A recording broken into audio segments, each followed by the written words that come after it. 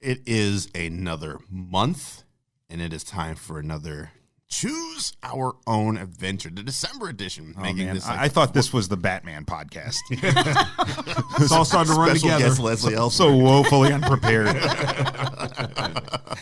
That's tomorrow, sir. Got it. We are here with the usual grouping of suspects to talk about our adventuring, and let's go around the table real quick. To the left, who do we have? Brian, That's right. who thought it was the Batman podcast. Across the table, who do we have? Leslie. That's right. And who is to my right? This is Jermon. It is Jermon. All right, then. Well, now that that's out the way, let us get into it. Do we want anything we want to talk about before we get into these here on questions? Let's see. Who died this week? Spoilers. We won't speak on that. Some small movie came out this weekend. Teeny tiny. That it did. I know you've seen it twice, Brian. Yeah.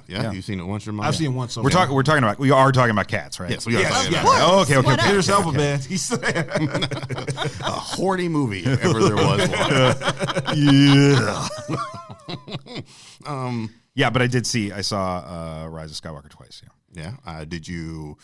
Was your viewing improved second time? Did you give that the same rating? I think it was improved, but I also think that the things that frustrate me about it are going to frustrate me about it forever. Yeah. So, yeah. And there are things that frustrate me about it. Okay. But I'm okay with that. I'm not going to be like one of those guys that's like, this ruined my life, and I'm going to talk about it like that in that context for the next 3 years because I just don't care that much. Like, as much as I love Star Wars, I also understand that every trilogy was made for a different audience. Right. And I'm totally fine if I wasn't necessarily the specific audience for this movie. That being said, I enjoyed more of it than I question. So I enjoyed it overall. I love your shirt, by the way. Yeah, this is my Easter Sunday shirt usually, but I figured, Christmas is coming up.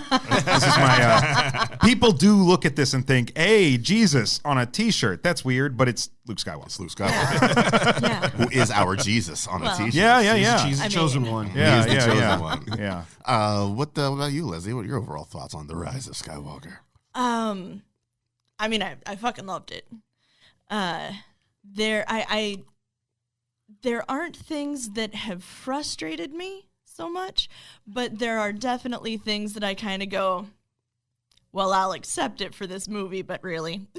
Yeah, when I say I'm frustrated, I mean that there are a number of chances for this movie to take bold strides, and it flatly refuses to do it at every single turn. Yep. I think some of that might be Every time I Disney's fault. Every time I think, oh wow, this is interesting, and this could be an interesting way to go. I'm thinking of the memory wipe that happens halfway through the movie. I'm like, wow, that's interesting and bold. And then, although it does lead to what I think is arguably the best visual gag in terms of edits in the movie when said memory is restored. But I laughed really hard at that. But it's just another example of this movie is constantly undercutting itself, I think. Yeah. Yes. Yeah. I do have issues with that particular memory wipe as well. Yeah. What about you, Jermon? Oh, I enjoyed it. I had so much fun watching that. It definitely you could see there were some problems in the narrative there, and a lot of things that it felt like Disney may have been backpedaling on some things from the backlash from Last Jedi. Very might have much been, huh? so. Might have been. I didn't even- they flat out Very did. much Yes. so. I just...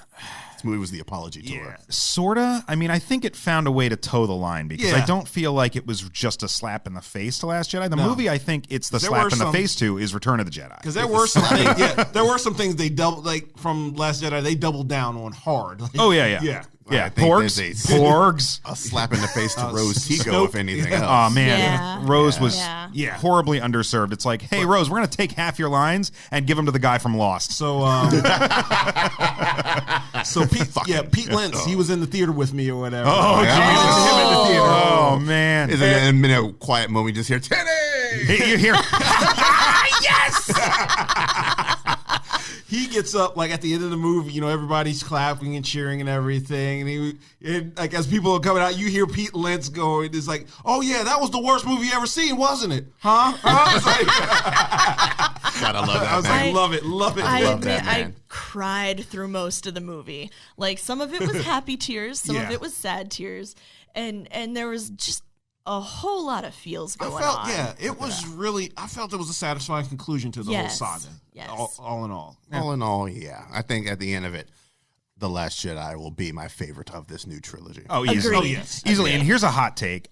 I really think, now that this is behind us, that the trilogy that had the strongest conclusion was the prequel trilogy. That's a hot take for me. But because I think Revenge of the Sith, and this movie really put it into sort of context for me. I think Revenge of the Sith is the only one of the three that really takes any sort of risks and has real ambition driving it. Like it is just reaching as far as it can to scoop everything together. I think Return of the Jedi ultimately is a pretty safe finale. I think this doubles down on the safeness of Return of the Jedi. Yes. And Revenge of the Sith is really just balls to the wall. It's the only one that takes real risks, I think. I think if The Last Jedi had not been received the way it was, they might have been more willing to take risks, but all the risks were taken in Last Jedi, and the fans were like, no, this is not what we want. We want safe and comfortable. Yeah. And so they went back to safe and comfortable. It felt like to me, I compare this whole trilogy like the Force Awakens was, more like more like the nostalgia, to New Hope and all this stuff. Last Jedi was kind of trying to move forward with the narrative. This felt like they were trying to do both in a way. Like, you still had all those nostalgia nods and all this stuff, but they were still trying to come to, basically a new ending place. Towing the line. Yeah. What I find interesting is some of the same people on Twitter I saw that complained about The Force Awakens just being rehashed Star Wars are the same people that were praising Eddie Murphy rehashing all of his old characters last night. Yes. Interesting. That. Very interesting. Because he dug deep in that well. He dug deep into that well. All right, let's get into this here bit of business. Now we've all agreed that this is The Rise of Skywalker was a film. Yes. I would go so far as to say it was a fun film and good. Yes. Those would be the words I would use to describe Fun it. And good. I really Hey, but I'm going to say Babu Frick 2020. That's he's my that was my man. The first time it was my man's. The second time, Babu Frick might be he is the new character for me. Two pieces of merch they need to jump on quick. Baby Yoda and Babu Frick. Yeah. They need to They make have. I saw an ad for a plush The Child on Facebook today. There so should be it's a getting Rock'em there. Sock'em Robots version that has Babu Frick and Baby Yoda. I'm for it. I'm all for it. My biggest complaint is the sidelining of Rose and this new character they added in. Yes. That to me that Kind of should have just been replacement, like, just been Rose. Oh yeah. Yeah. If I was what's her name, Kelly Marie Tran, I'd be like, yo, this is some bullshit. Yo, this right. I showed up for one day's worth of work. And something that, as I was watching the movie, I was trying to wrap my brain around it the first time I watched it, and it was still kind of distracting the second time, is we know that Carrie Fisher passed away, and all of this footage is repurposed footage from Force Awakens. Yes. So every single scene she was in, I kept trying to contextualize her dialogue as it would have appeared in Force Awakens. Where do they cut this from? And the bigger problem is that it does feel like there are moments in the script that are specifically bent around accommodating her dialogue. Yes. Yes. That's exactly Especially the scene between her and Snap Wexley, which I was like, what was that all about? Like it was so like the dialogue was so clunky there. It was like prequel quality dialogue. One might even go so far as to say it was McClunky. I told you going into this movie, they kill off Snap Wexley, I'm cheering in the audience. It is true. He did, and he did. And I did. I was like, yeah.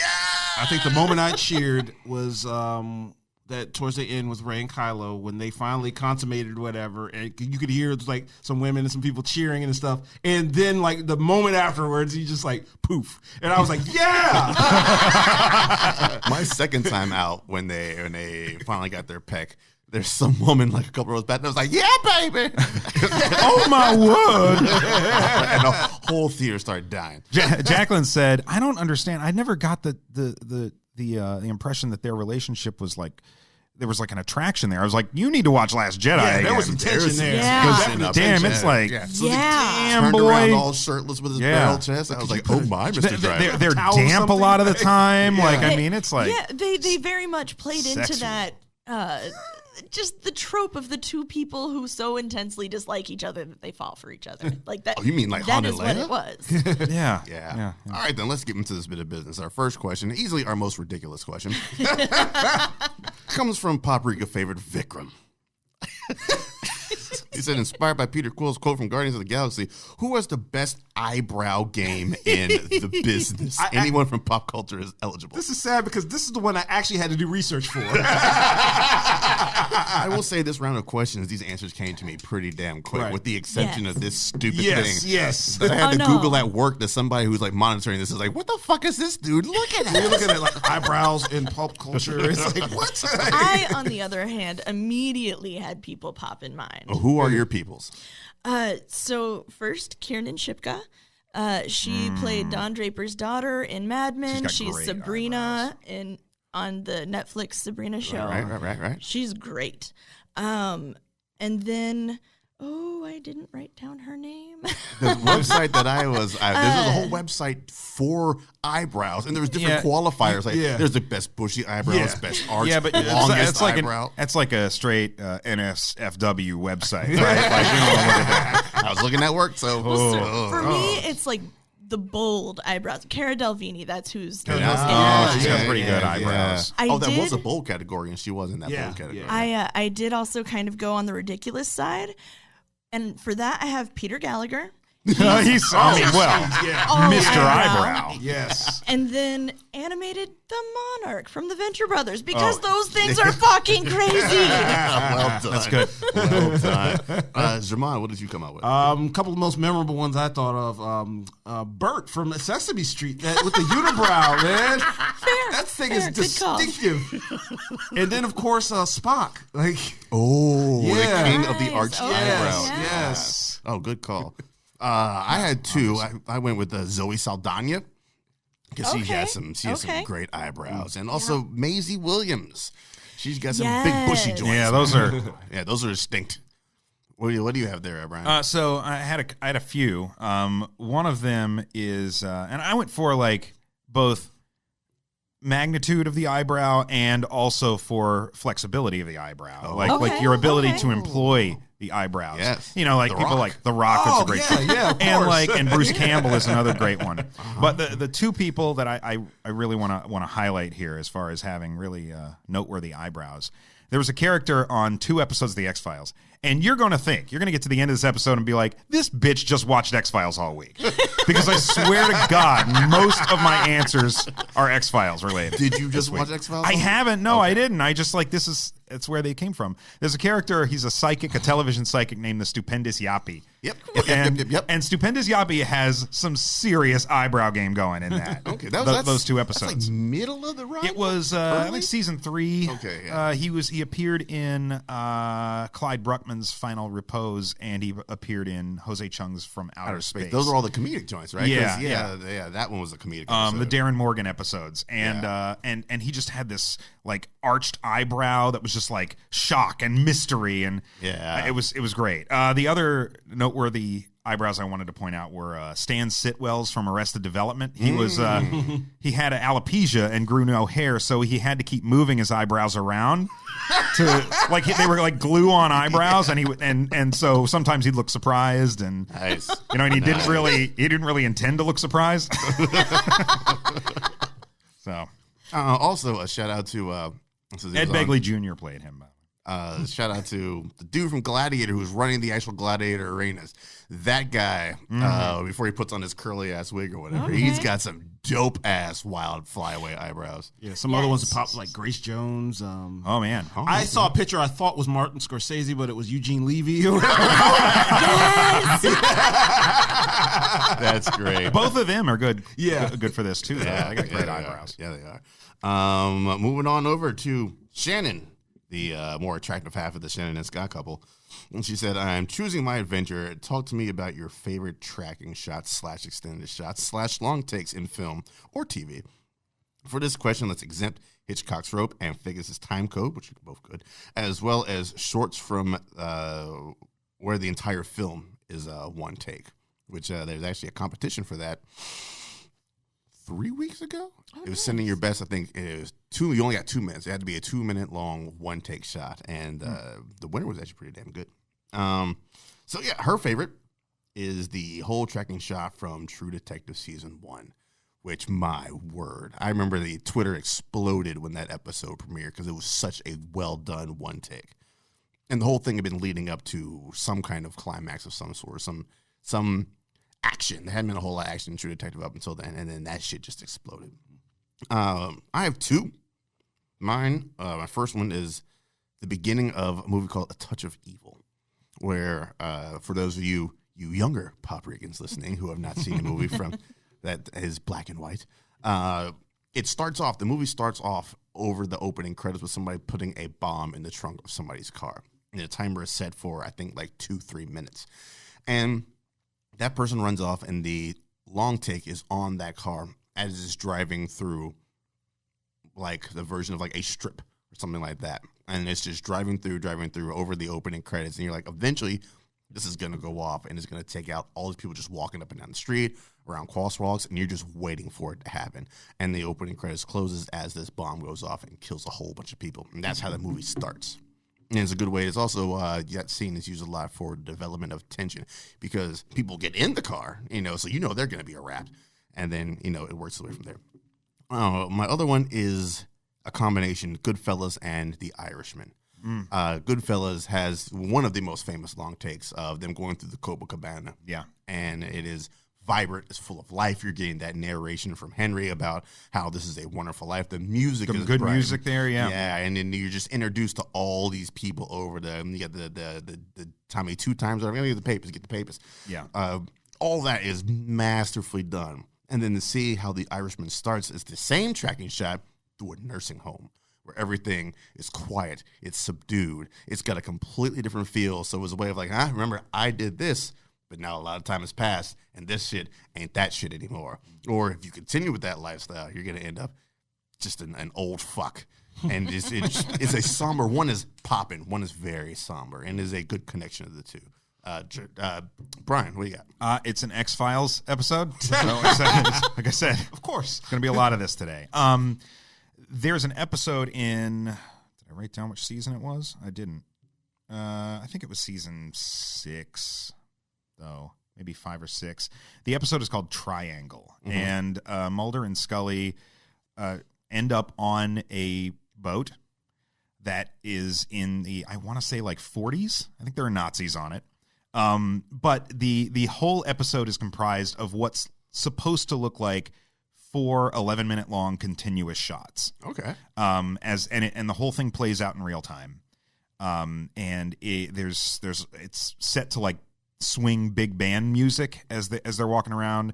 It employs split screens periodically. This was post 24, so I know that had an impact on it. There, yeah. And there's one really, really great shot that's a split scene of 2 hallways that converges as the characters pass by one another, one of them in present day and one of them in the past, stuck in the past. It's a really, really cool episode, and I know they do there's some tricks employed to make it look like continuous shots. Right. But yeah, I mean, it's a great little, it keeps the momentum, I'm going to check that episode out now. Leslie. So I have 2 and then a bonus. So for a movie, I went with The Shining. The long shot of Danny just riding around the hotel on his like big wheels thing. Yeah, big wheel. Yeah. That I just love seeing those shots of the hotel itself. I like the whole aesthetic. Knowing what's at the end of that when he turns the corner, the whole time I'm just like, nope, nope, nope, nope, nope, nope, nope, nope, nope, nope, nope, turn the corner, nope, nope, nope, nope, nope, nope, nope. Beep, beep, beep. Just back it up. Back all that up. For TV, I kind of went in a similar vein as Brian. Episode 6 of Haunting of Hill House is comprised mainly of long takes. I want to say 5. It's supposed to be 5 long takes. My favorite is when it's if you haven't seen the show, it flashes back and forth between, present day when these children are all adults and back in the past when they lived at this house when they were children. And so it's when they're in the past and there's this huge storm happening. And it starts with the chandelier falling in the front room, and you see people coming down the stairs, and then you follow the different people through the house when they're looking for different things. And just the way it keeps it feels like it stays centered without actually being centered. I don't know if that makes sense. Yeah. I've seen that bit of business, and that is a well constructed scene. Yes. Yeah, I was like, oh, I see, because it always takes me, or I guess it takes probably all viewers a little bit of time to notice. Oh, this is all one, and you're like, oh, okay. And then when I scoped that out, I was like, oh, I see what they're up to here. And then my bonus is Merlin, BBC's Merlin. It's the part 1 of the 2-part series finale. There's sort of this,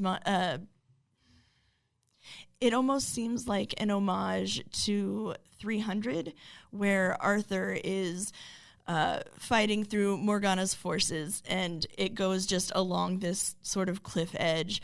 And as he's fighting the different people, as he's engaging, it goes to the slow-mo and stuff. And it's a very short segment, but I enjoy it a lot. Right on. What about you, Javon? Oh boy, I got a few honorable mentions here.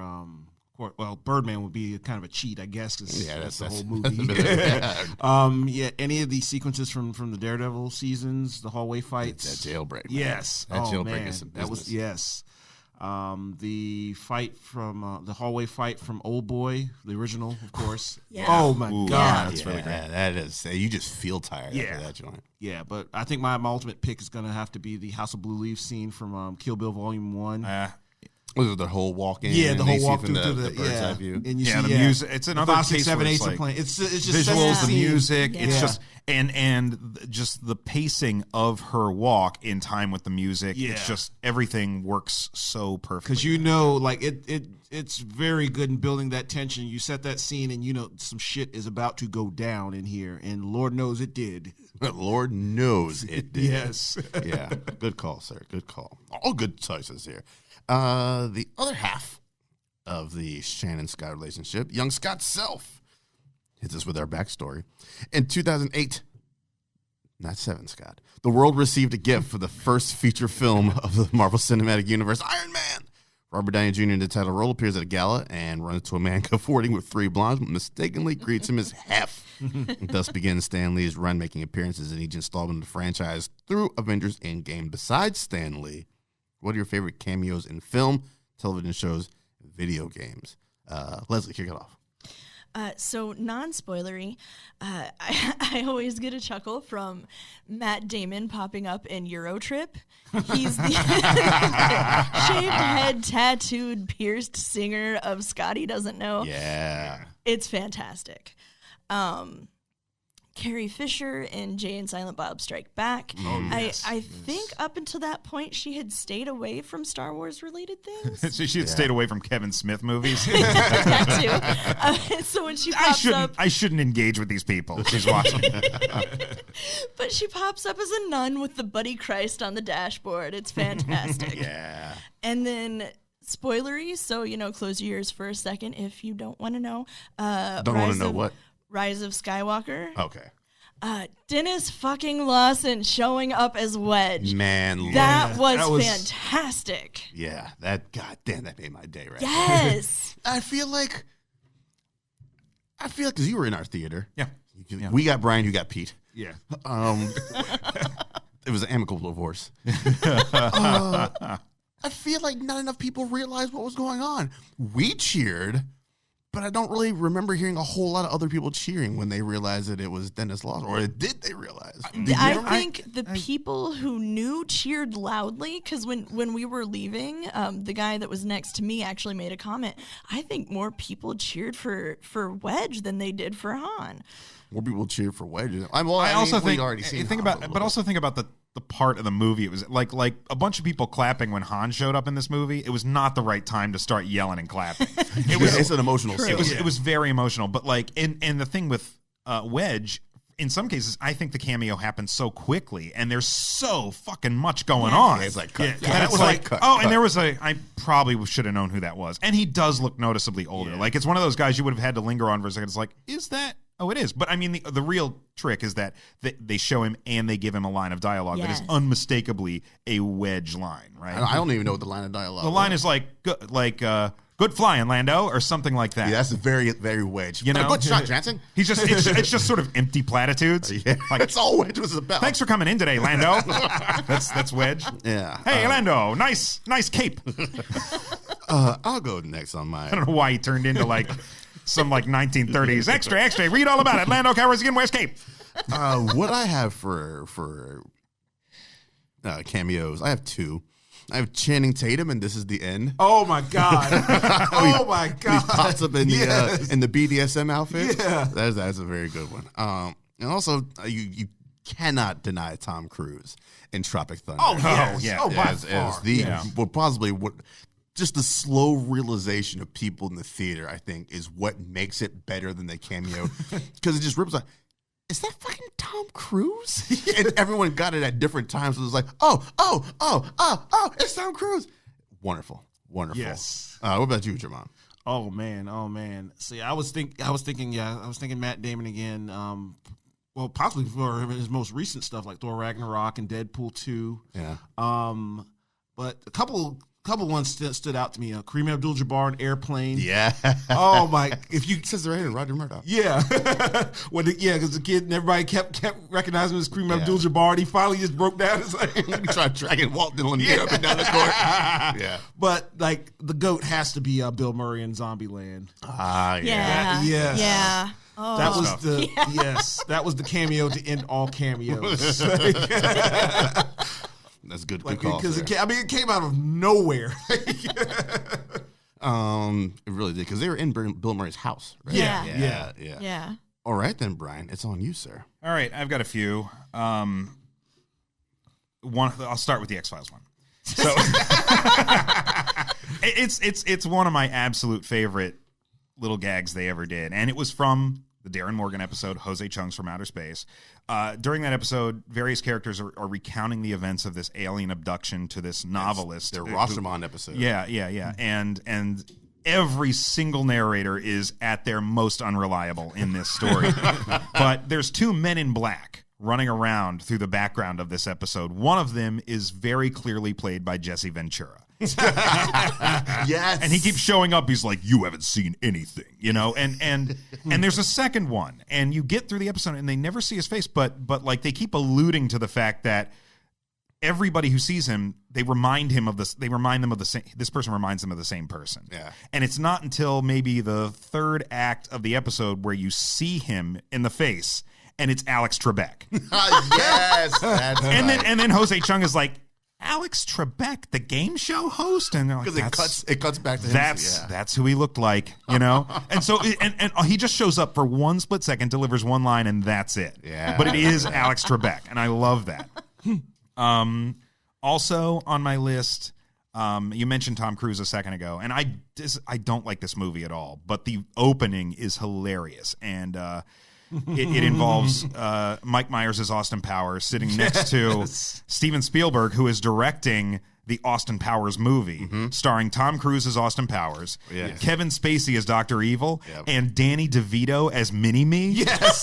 And Danny DeVito just in there, he's like, hey assholes, it's me, Mini-Me, come get me. And he fires like a Tommy gun into the air. It's like so off the rails. It was like, is that Goldmember? Or it's Goldmember. Yeah, it's Goldmember was the one. Other honorable mentions for me, Charlie Sheen's cameo in Being John Malkovich, because he's presented in a way that we're just supposed to believe that Charlie Sheen and John Malkovich hang out on a regular basis. He just shows up, oh, thanks for coming over, Charlie. And he's just there as this support through everything that John Malkovich is going through. That's right. That's a good call. Hilarious. And also there's this issue of Fantastic Four from the 60s during the Kirby Stan Lee run where, I shit you not, Jesus shows up at the end and is the Deus Ex Machina. Speaking of... he just walks out of the crowd, finishes the fight and like leaves just as quickly as he came. And it's like, was that Jesus? They did that. Yeah, they did that later on. I think during Mark Waid's run, where I think Ben had died, and they went to heaven to get him back. Oh yeah. That's and they met God, and it was Jack Kirby. Nice. Yes. Yeah. Speaking of comic book cameos, Nailbiter, the Image horror comic, is about a group of one town has produced an unreasonable amount of serial killers, and the FBI is trying to figure out why the fuck that is. Also, they're doing his own little bit of investigation for a book he's writing, is Brian Michael Bendis. So Bendis pops up in there, and I think he's all throughout one issue, and I think he narrowly makes it out of that issue alive. Like, he almost dies, and the heroes save him. All right, then. Brad Ledbetter, Thirsty Nomad, Stuart Andrew Boulevard, if you haven't been there in your Charlotte areas. Name one of your favorite movies and what it says about you as a person. Brian, kick it off. This is the one that this is the question this week that I was like, I don't know what to answer for this because it's not that I can't name one of my favorite movies. I'm just like, that I like good movies is what it says about me. I don't know. It's because like the first couple places my head went, The Sting. I love The Sting. I don't want to be like some grifter. Or like some like, con man. I just enjoy the movie. I like Scott Joplin music. It manages to do a lot for me. Casablanca. Love Casablanca. I don't necessarily want to go there, but I like it. I like movies with Nazis in them. Maybe that's what it says about me. There you go. That's because I just don't know Raiders of the Lost Ark. I don't know what it says about me as a person, but I do like Casablanca. There you go. There you go. I like well-written movies. Yes, that is a wonderfully written movie. Leslie. So I went with Moulin Rouge, and the whole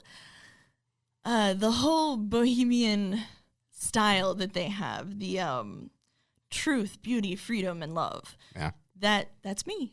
All right. Yeah, that's. I remember seeing that movie and being like, those are the things that I like. Wow, okay. This movie was made. It's in the end credits at the very end, made for Leslie Ellsworth. Yeah, because it's not just like physical beauty, but the beauty that you find in the natural world, beauty in artwork, beauty in people and how they treat each other. So it's yeah. All right then, dopeness. You, Mr. Jackson. I'm gonna have to go with Ghostbusters. That's one of my favorites. It's a Jermon staple, right? Yeah, there. Yes. yeah. That's definitely says I'm a definite child of the '80s. Yeah. I do like a good underdog story. The Ghostbusters were some guys that were basically laughed out of their university. They basically had scraps and nothing to work with, and built a business out of a firehouse and saved the city. Right. It's the American dream. It really is. It really is. And then they small business owners made something out of nothing, and then got bankrupted in the sequel and had to build it all over again. I went with The Matrix because The Matrix is possibly my favorite movie. Well, I don't know what it says about me. I think I like movies that make you think. And I think Matrix is definitely one of those that came out that just everyone was talking about it from a religious standpoint, from a philosophical standpoint, from a science fiction standpoint. I enjoy movies about self-discovery, and that's kind of what Neo is all about in his journey. And it is multiple things mashed in that should not have worked. Also kung fu. Also, show me. You need to get kung fu out of that. I love 70s. I just found out because we just got a smart TV. And I'm just flipping through all the weird random apps you can download on the smart TV, and there is an all 70s kung fu app. Oh, man. For free. And it's just racks of old kung fu movies. And I was like, yes, please. And that will be my 2019 is just watching, or 2020 will just be watching a shit ton of old 70s kung fu films. Nice. And I cannot wait. It combines all of that. And I guess that's what it says about me is I like those types of things, or when movies explore those types of things. Evan Peanut Butter is up next and says, what have been some of your most memorable movie-going experiences of the decade? I have 3 of them, and I'll kick it off. One is Marvel's The Avengers. Oh, yeah. Because I did the Alamo Drafthouse had the Phase 1 marathon, and then that marathon got done at like 11:20, and they could not legally show Avengers until midnight, back when they had midnight releases, before everybody became punks. And I don't want to go midnight. Make it 7 o'clock. And the theater for that like 40 minutes was just fucking electric. Everyone was just like, come on. Give it to us.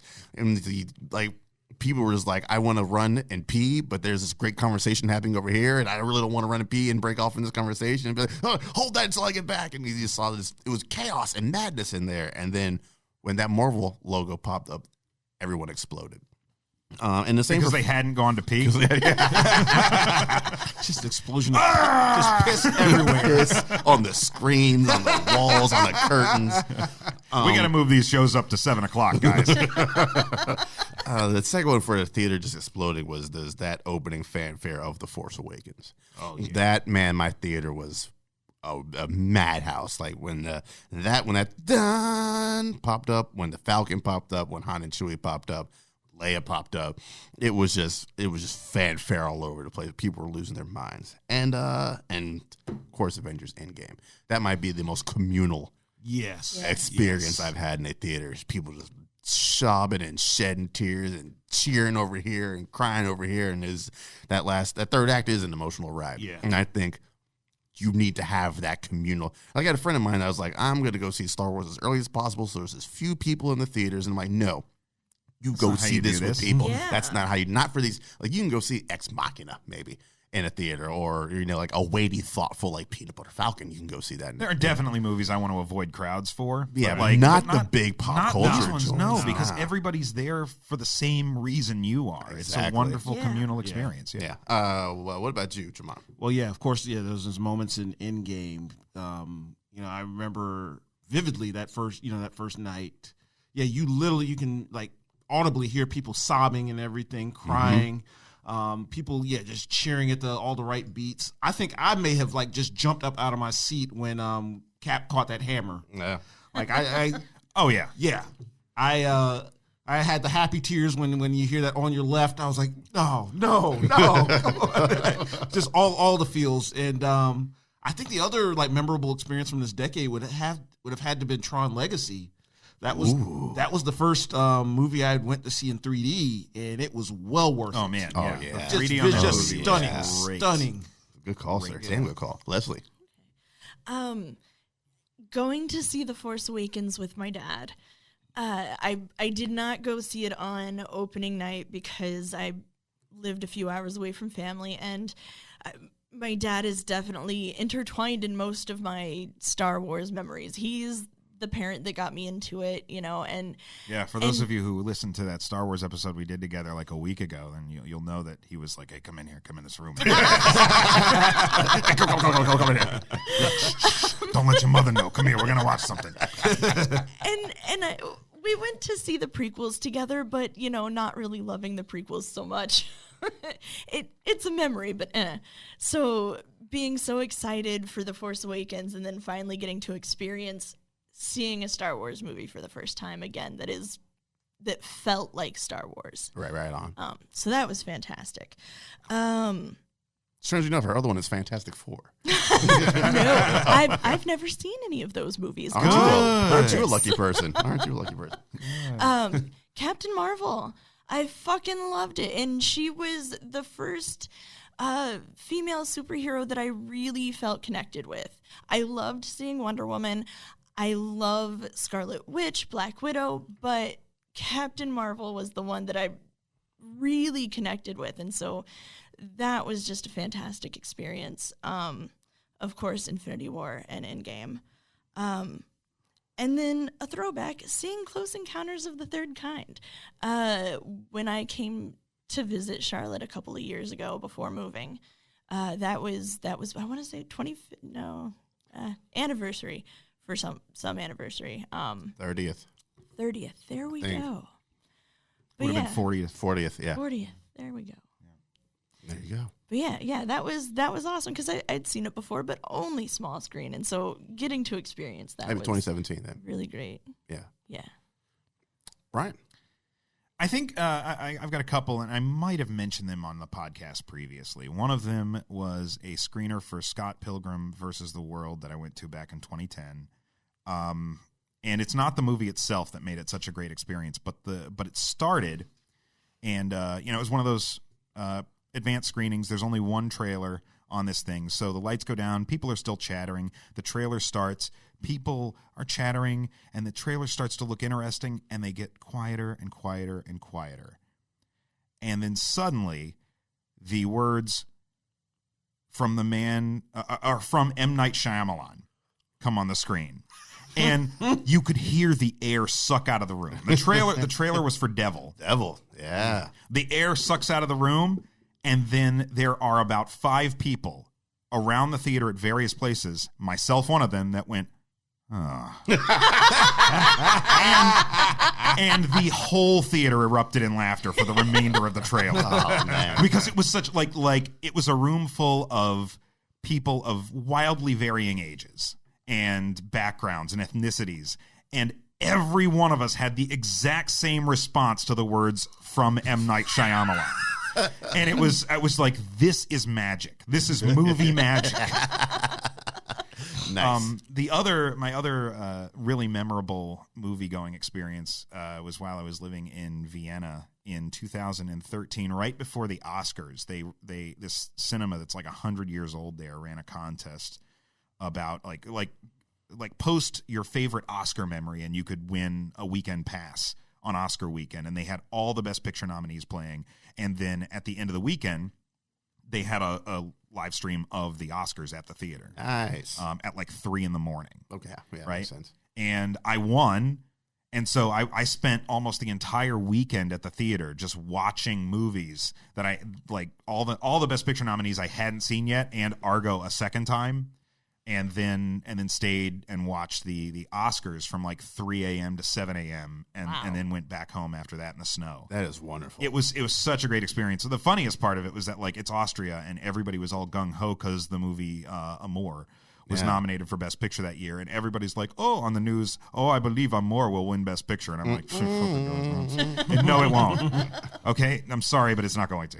As the token American here in the audience, I hate to burst your bubble, but it's not going to work. But great experience. That sounds wonderful. Yeah. All right, our next joint, we got a couple more minutes here. Duquan Grady Swint. Said for this month's topic, I'm going with something simple. What are your top 5 Christmas movies / specials? His I don't know if there's any kind of ranking. It says A Year Without Santa Claus, Nightmare Before Christmas, A Muppet Christmas Carol, Gremlins, and Die Hard. Kick us off, Brian. I'm not going to name Die Hard, nor am I going to name Gremlins. I'm going to, really reach my hand into the well here. My 5 would be Emmett Otter's Jug Band Christmas, the Muppet special from the early 80s. Okay. That I watched over and over and over again as a child. You can stream it somewhere. I think it might be on Amazon Prime. But it's good. It's a lot of fun, and it's cute. The Christmas episode of Space Ghost Coast to Coast. Yeah. From the mid-90s. Because there's caroling, and the songs are all just goddamn train wrecks. My favorite of them is there's a version of 12 Days of Christmas that is sung by basically Space Ghost's Rogues Gallery. Brack is there, Tanzit's there, Yeah. All these just weird characters, Metalis, and they get everything wrong. And by the end of the song, Space Ghost is like, enough! That was pitiful. God, Space Ghost Coast to Coast is one of the most underrated shows, man. I had the first couple seasons on DVD, and it's so weird and hilarious. Do you have enough oxygen? Do what? Do you have enough oxygen? Yeah, right. Are you getting enough oxygen? It's a standard question for all of us. So next, the Christmas special that probably played the most when I was a kid is the Pee-wee's Playhouse Christmas special, which was just like like one of those classic, oh, look who's come over now, one of those old timey Christmas specials. Yeah. And the guests are bananas, and they're forced to do bananas things. Like Frankie Avalon and Annette Funicello are in the episode from the Mickey Mouse Club, but he just makes them do his Christmas cards for the entire hour. He goes over and checks on them once in a while, like, geez, Pee-wee, we'd really like to take a break. Oh, sorry, you can't yet, ha! And he walks away. Now, did they have a gag in there, like every guest or every person that was coming out brought him a fruitcake? Yes. Yeah. Everybody presents him with a fruitcake, and he's like, great. And he'll like knock on it. It'll be like, it's like thud, thud, thud. And by the end of the episode, he's actually hired like contractors to build a wing to the playhouse that is constructed entirely out of the fruit pits. And also, you mentioned her earlier, but at one point, this giant crate comes in, and they open it, and Grace Jones is inside. Of course, she comes out and sings a song. She sings this really bizarre version of Little Drummer Boy and then leaves. Nice. Like the whole episode is like that, and I think it's on Netflix. Very hilarious. The last two I've got, the Mystery Science Theater 3000 episode, Santa Claus Conquers the Martians, which is a great old movie from the 50s that is really fucking bizarre, and the episode of it is hilarious. So that's a Christmas mainstay. And the final one is one of the Christmas episodes of The Simpsons.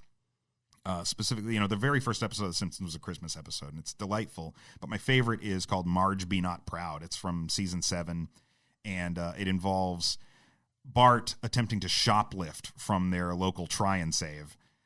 Because a new video game has come out called Bone Storm. Mm-hmm. And it's the one that's like, you want excitement? Shove this in your stocking. Tell your parents, buy me Bone Storm or go to hell. And it gave us a lot. It gave us the Millhouse's video game handle, Thrill House, but there's only enough spaces for Thrill Ho. It gave us Lee Carvello's Putting Challenge, which is the game that Marge ends up buying Bart for Christmas. That allows you to hit the ball into the parking lot of the golf course. Anyway, Marge Be Not Proud. Check it out on Disney Plus. It's a great episode. All right, Leslie, what you got? So I went back to some of the cartoon classics when I was a child. In no particular order. The 1969 Frosty the Snowman cartoon. Nope. Oh, yes. The 1983 Mickey's Christmas Carol with Scrooge McDuck. And I believe that's a great one. Goofy that plays Jacob Marley. Yeah. Don't know if it's Rankin Bass or Rankin Bass, but the claymation Rudolph the Red-Nosed Reindeer, and the Santa Claus is coming to town. Yeah. I don't know. I think the Me Too movement, you'd have some things to say about. There is some questionable stuff in that special. Yeah? Yeah. I swear to God, there's a part near the end where Yukon Cornelius finally finds gold, and he says, I was just walking through the room, and I heard, he's like, I'm fucking rich! And I was like, Yukon Cornelius did not just fucking say that. It's a weird one, yeah. And what else you got? You got one more there, Leslie? So for the last, National Lampoon's Christmas Vacation. Yes. It is ridiculous. Good list. Good list. Javon, what you got? Okay, see, my all-time number one GOAT has to be Christmas Story. Okay. I was at Walmart a week or so ago. They got the Red Ryder BB guns now. Oh, yeah. Oh, my God. In the old classic packaging and everything. Nice. Of course. So there's that, the Home Alone movies, because it's like a Looney Tunes cartoon come to life, and I just love seeing Daniel Stern getting electrocuted. Yeah. Mm-hmm. The Charlie Brown Christmas special, Yeah. of course. Yes. Gremlins, because it is just a twisted Christmas movie. It is. And Bad Santa. Bad Santa is Santa's that business. It is that business. That's a good list, sir. Yes. My number 5 is How the Grinch Stole Christmas. Yes. Animated joint. That shit is amazing. That gives you wonderful songs that get stuck in your head. They wonder why the Grinch is such a miserable person. It's like they got a dude singing about how big a piece of shit he is the whole movie. His theme song is just about what a garbage human being is. You nauseate me. Fuck you too, guys. Wouldn't touch it with a 39.5-foot pole. Yeah. Number 4 is the aforementioned Home Alone, the first one. Yes, I love seeing Daniel Stern stepping on nails. Yeah. That's the one that takes me out right there. Number 3 is Bad Santa, because it is that business. Yes. Number 2 is On Her Majesty's Secret Service, which I do believe is I've been screaming this for years, and people are now finally starting to agree that it is massively underrated. I think it's one of the best. One of the best James Bond movies. Yes. Absolutely. I will be watching it sometime this week coming up, because that movie is fucking perfect. And number 1 is Die Hard, because it's Die Hard. I do want to add honorable mention to Netflix's A Christmas Prince franchise. If you need a drinking game for the season, watch those, drink that. Yes, Netflix has made its own connected universe. Yeah, and that is Christmas so weird cinematic to me. universe. The Christmas cinematic universe. Somehow better than Warner Brothers DC Universe. 2 left and a couple of minutes to go. Melissa Boris said, with a new decade upon us, one trend in TV movies that you would be happy to see retired for the 2020s. Her vote is for 80s nostalgia. After Wonder Woman 84, I'd love to see that theme laid to rest, and I agree. That is also my pick, is 80s nostalgia. Yeah. Which I'm sure in the 80s people were getting tired of 50s nostalgia, but yeah, it's time to let the 80s go to rest. I think they're let Stranger Things 4 be set in like 91. Yeah, I think they're starting to move towards the 90s, especially with like Captain Marvel and some other stuff. That's true. Yeah, that's true. What about you there, Javon? 2 things. I think one of them has already kind of died. Parkour in action movies. Oh, they went nuts with that. They after Casino Royale, they kind of ran with it a little too much there. Okay, I can see that. But I think the big thing I want to see just gone. Well, not necessarily gone, but kind of used a little more sparingly. Forced cinematic universes. Yeah, like them trying. Like every studio now has been trying to shoehorn every. Yeah, and it just hasn't worked. Nope, because they forget they're putting the cart before the horse every time. Yes, you have to make a good movie first, and then build towards it. Yeah, yeah. Leslie. So one that I think seems to be going away is ending TV seasons with cliffhangers, so that you don't get any time for personal growth for the characters in between seasons.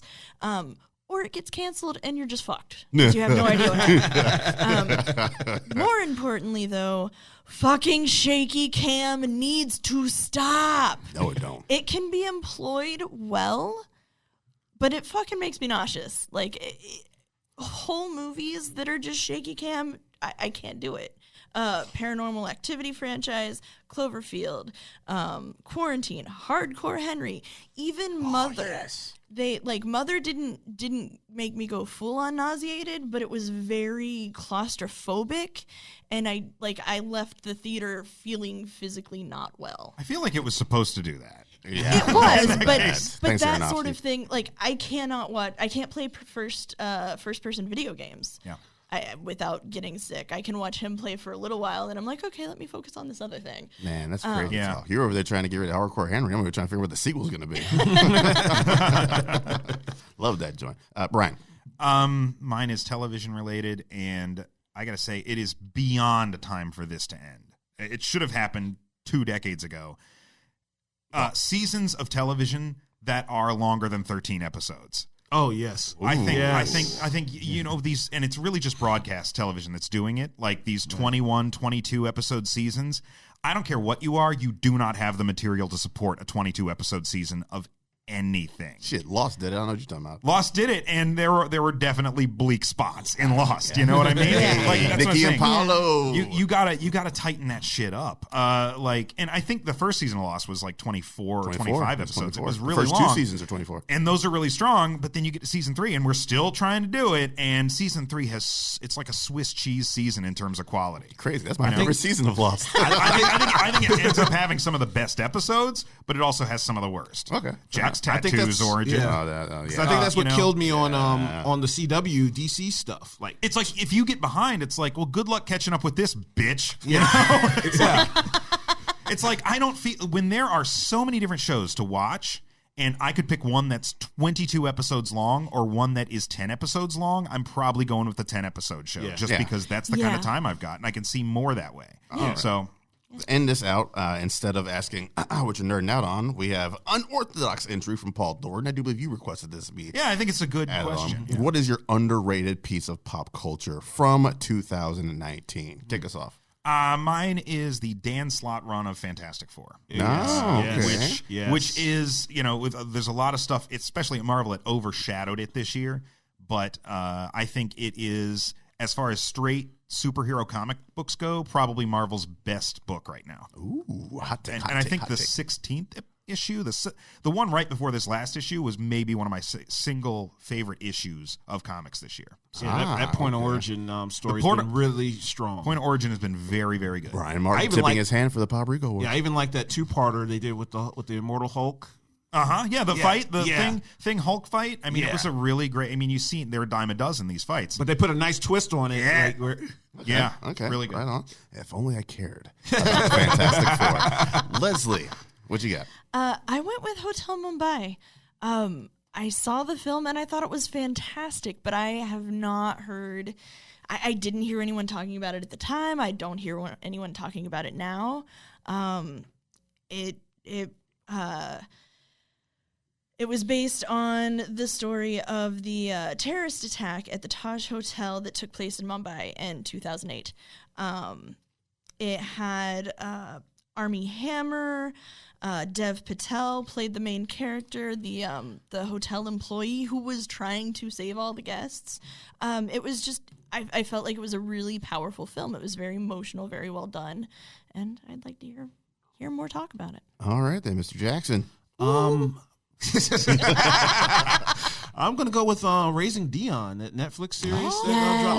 Like it was, I really enjoyed that series, and I haven't people just haven't been really saying anything about it. But like the just the concept alone of a young child having these superpowers, like and a single mother trying to raise him is like they make it seem like way more terrifying than you would think it would be. Like, you mean we're realistic? Yeah, it's realistic. Like that would be absolutely scary being the parent of a superhero, basically. Oh, yeah.